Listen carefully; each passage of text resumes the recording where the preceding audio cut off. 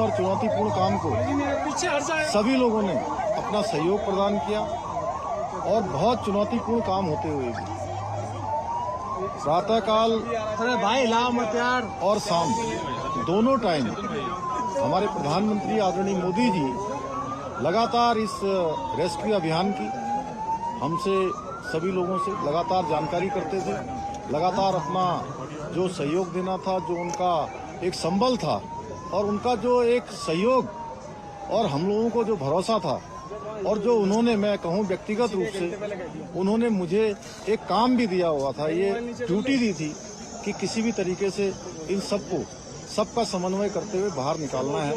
तो उनका अगर संबल न होता, उनका इतना जिस प्रकार से आज भारत सरकार की सारी हमारी एजेंसियां इस काम में लगी, तो निश्चित रूप से जो कठिन काम भी हमारे लिए आसान हो गया।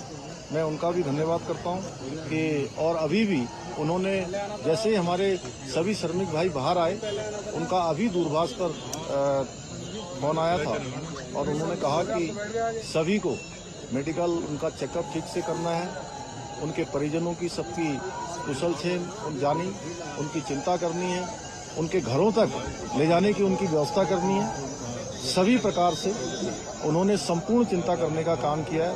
हमारे और भी सभी लोग इस काम में लगे हुए थे और विशेषकर से उत्तराखंड के हमारे सभी देवी देवताओं का भी मैं उनको भी नमन करता हूं कि उन्होंने बहुत काम किया।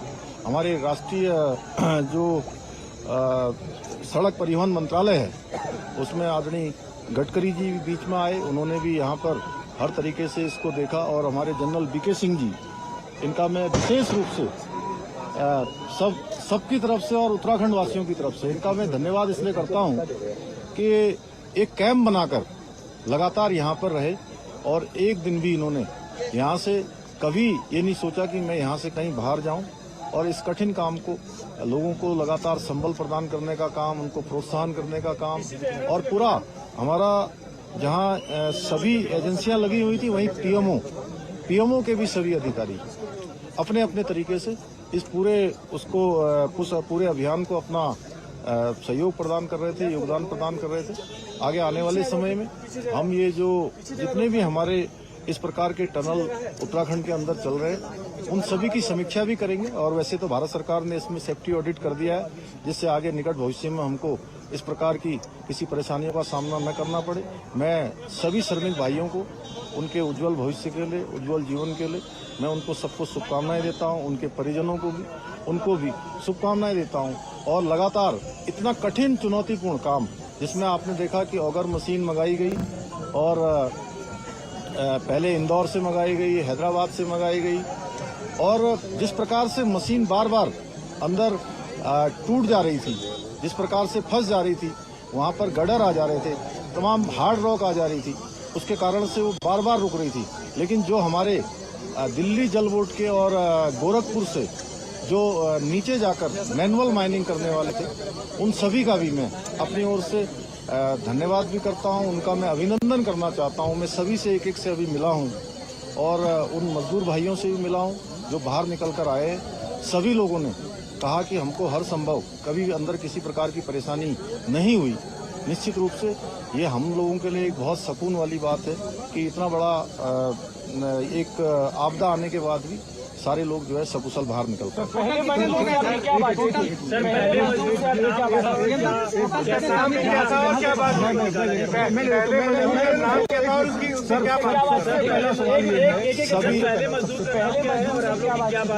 सभी देखिए अलग अलग थे, जैसे कि अंदर विशेष रूप से जो हमारी शुरू से बात हो रही थी, उसमें सबा अहमद, गब्बर सिंह और अखिलेश, तीन इनके जो टीम लीडर थे, उनसे लगातार हमारी बात हो रही थी।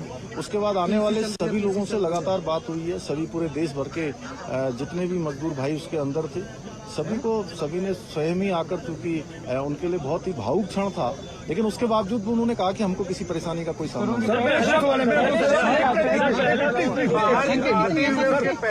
देखिए, उनको मैं बता रहा हूँ, उनको उन्होंने ये कहा कि मैंने कहा आप लोगों को अंदर किसी प्रकार की कुछ चिंता तो नहीं हो रही थी। उन्होंने कहा नहीं, शुरू के दिनों में जरूर हमको चिंता हुई, लेकिन उसके बाद से जब आपसे बात हो गई, अन्य सभी लोगों से लगातार कम्युनिकेशन होने लगा, तो हमको पूरा भरोसा हो गया था कि आप लोग हमारी चिंता कर रहे हैं और हम अंदर नहीं रहेंगे, हम बाहर निकलेंगे। सर, एक मिनट सर, सवाल ये है कि क्या आप जो रेस्क्यू करने गए हैं,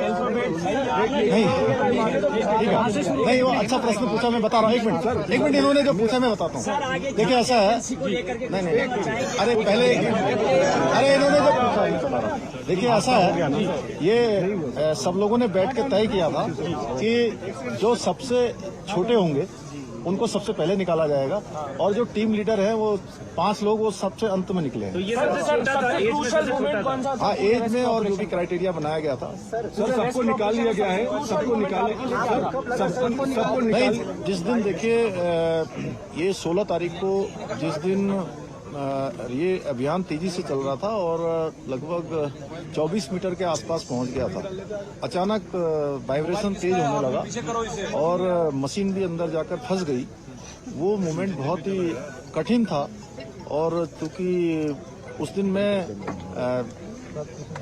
एक कार्यक्रम के बाद मैं जैसे ही भोजन करने को जाने वाला था 3 साढ़े 3 बजे, और मुझे जैसे सूचना मिली तो वो मुझे एकदम से बहुत बड़ा मुझे एक झटका जैसा लगा। लेकिन मेरा ईश्वर पर और बाबा बौखनाथ पर पूरा भरोसा था कि वो निश्चित रूप से सबका जीवन बचाएंगे, सबको सुरक्षित बाहर निकालेंगे और उनका आशीर्वाद पूछने दो।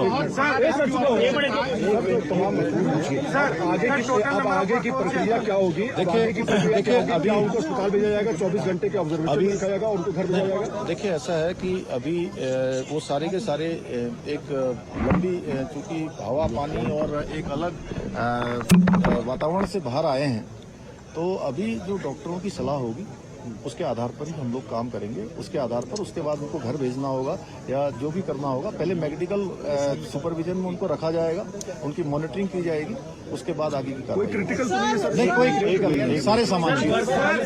एक मिनट इनको पूछने दो, उसके बाद आपके पास आ रहे हैं। सर वर्कफोर्स कितना था, कितने लोगों को लगाया हुआ था, खासतौर पर अगर ऑपरेशन की बात करें? कितना बड़ा magnitude in terms of number? देखिए अब ये नंबर तो मैं आपको देख के बता दूंगा, लेकिन इसमें जिन जिन लोगों की भी आवश्यकता पड़ी और देश के अंदर और विदेशों में भी जो टेक्नोलॉजी और जो विशेषज्ञ इसके थे, हमने सभी से कंसल्ट किया था और जो सबसे अच्छा रेस्क्यू हो सकता था उस तरफ हम लोग बढ़े। हालांकि कठिनाई आई। जी सर, तो वो अभी एस्टिमेट लगाना मुश्किल है, वो आपको बता देंगे अलग से। और जितने भी लोग लगे यहाँ पे कौन थे, आपका हो गया। मंदिर में गए, बाबा बाबा के मंदिर में गए, गांव वालों का कहना है कि जब तक मंदिर नहीं बनेगा हम आगे काम नहीं होने देंगे। क्या सरकार वो पहले ही हम लोगों ने तय कर लिया है कि मंदिर वहाँ पर बनेगा, बाबा बौखनाथ की कृपा से। गाँव वालों से पूछने से पहले ही वो डिसाइड हो गया ऑलरेडी। सो मोटो हम लोगों ने लिया। एक मिनट बाबा, एक मिनट। इस पूरी कड़ी में रैट माइनर्स की भूमिका कितनी अहम थी? वो अंतिम पड़ाव में आए और पूरा ये आपने शायद मैंने जो सबसे पहले बीच में बोला था, आपने शायद उसको ध्यान नहीं दिया। वो उनकी बहुत बड़ी भूमिका थी। दिल्ली जल बोर्ड से भी आए थे, गोरखपुर से भी आए हुए थे। उन लोगों ने मैनुअली जाकर जो काम किया वो बहुत निर्णायक इस पूरे अभियान को निर्णय तक पहुंचाने का काम उन्होंने भी किया है। मजदूरों के लिए किसी राहत राशि का ऐलान किया गया, कोई समर्थन राशि के लिए? नहीं, सभी समर्थन राशि, राहत राशि। प्रधानमंत्री जी ने ट्वीट किया है, फर्स्ट डे से लास्ट दिन तक वो चुनावी व्यवस्था के बावजूद इस पर मॉनिटरिंग करते रहे। उनकी संवेदनाएं पूरे देश में देखी है, क्या कहेंगे? मैंने आपको वो शुरुआत में ही कहा था कि माननीय प्रधानमंत्री जी का अगर इतना विशेष इस पर अभियान पर ध्यान नहीं होता, विशेष उनका जोर नहीं होता, तो इतना कठिन चुनौतीपूर्ण अभियान इस तरीके से पूर्ण करना आसान नहीं होता। और उन्होंने और अभी भी उनका कितना ध्यान है कि प्रातःकाल जब वो चुनाव अभियान में निकलते होंगे, प्रत्येक दिन वो जानकारी लेते थे और किस प्रकार से रेस्क्यू अभियान को चलाना है उस प्रकार से करते थे। एक तरह से मैं उत्तराखंड का मुख्य सेवक हूँ, मुझे उन्होंने एक काम दिया हुआ था कि किसी भी तरीके से इस काम को सफलता की ओर ले जाना है। somebody else is there. हाँ, कोई और है आपने कब ठाना कि मुझे यहाँ कैंप करना पड़ेगा और आपने लगातार कैंप किया? नहीं, मैं दीपावली के अगले दिन यहाँ आया था और उस दिन के बाद फिर मैं लगातार यहाँ आता रहा और एक समय ऐसा आया कि अभियान हमारा बहुत तेजी से आगे बढ़ रहा था, फिर बीच में रुका। जब बीच में अभियान रुका तो उसके बाद मैंने तय किया कि जब तक अभियान पूरा नहीं होगा मैं सारा कामकाज यहीं पर रुककर करूंगा, कामकाज भी करूंगा और इस अभियान को भी पूरी तरह से देखूंगा। एक मिनट नहीं, राहत राशि के लिए देखिए, राहत राशि के लिए हमने अभी सभी श्रमिक भाइयों के लिए अपने उत्तराखंड राज्य की तरफ से 1-1 लाख रुपए की जो है व्यवस्था की है। 1-1 लाख रुपए की जो है कल हम उनको सभी को चेक सौंपेंगे और भी जो सहायता होगी वो करेंगे। और NHI DCL जिसमें वो सभी लोग काम करते हैं उनसे भी हम अनुरोध करेंगे कि उस हमारे इन श्रमिक भाइयों को जो 41 हैं उनको जो है कुछ दिनों के लिए 15 दिन 20 दिन या 1 महीने के लिए सवेतन उनको जो है उनके घर जाने के लिए और रहने की जो है अनुमति दे दें। धन्यवाद सर। कितने घंटे की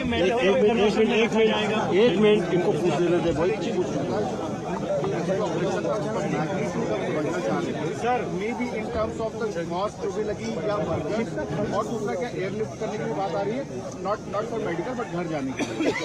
अभी देखिए, सबसे पहले अभी सभी लोग बिल्कुल जो भी अभी चेकअप हुआ है आने के बाद उनका ब्लड प्रेशर चेक हुआ है, अन्य जो भी जरूरी जो शुरुआती जो लक्षण होते हैं वो किसी प्रकार के किसी भी कमजोरी के या किसी थकावट के किसी बुखार के कोई भी लक्षण उनके अंदर नहीं है, सारे के सारे स्वस्थ हैं। और इतना बताऊं कि जब उनके लिए अंदर स्ट्रेचर की व्यवस्था की थी कि वो स्ट्रेचर से आए, उसमें स्ट्रेचर पे नहीं आए, सारे लोग क्रॉलिंग करके आए हैं, तो वो सब स्वस्थ हैं और अच्छे तरीके से थे। इसलिए पहला सवाल जो मेरा था, मुझे हम लोग को मैग्नीट्यूड समझा दीजिए, कितना बड़ा ऑपरेशन था, may be in terms of कितना कॉस्ट आया या फिर इन टर्म्स ऑफ कितना वर्क। अब देखिए, अभी तो पहले कॉस्ट को देखते कि हम लोग पहले उनके जीवन को सुरक्षित बचाते या उनको बाहर निकालते। हमारी पहली प्राथमिकता थी कि कॉस्ट कितनी भी लगे। हमारे प्रधानमंत्री जी ने कहा था कि किसी भी कीमत पर सबको सुरक्षित बाहर निकालना, ये हमारी प्राथमिकता थी। धन्यवाद।